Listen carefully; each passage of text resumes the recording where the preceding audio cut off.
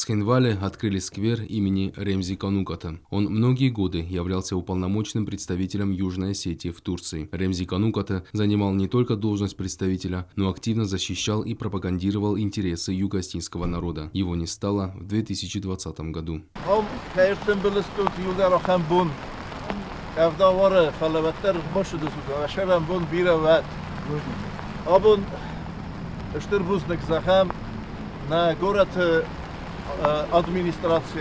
По словам Дмитрия Медоева, Ремзи достойно представлял интересы Южной Осетии в Турции. Он часто с семьей приезжал в Цхинвал, присутствовал на всех съездах осетинского народа.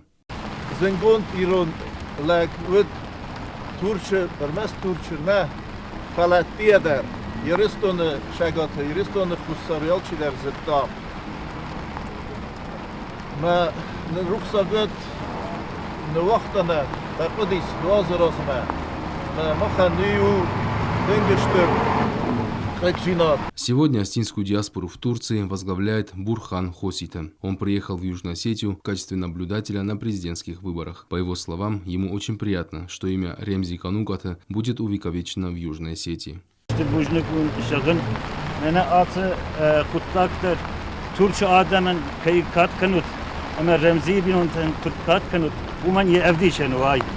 Ранее президент Анатолий Бибилов дал поручение увековечить имя Ремзи Кануката. На самом деле, можно сказать,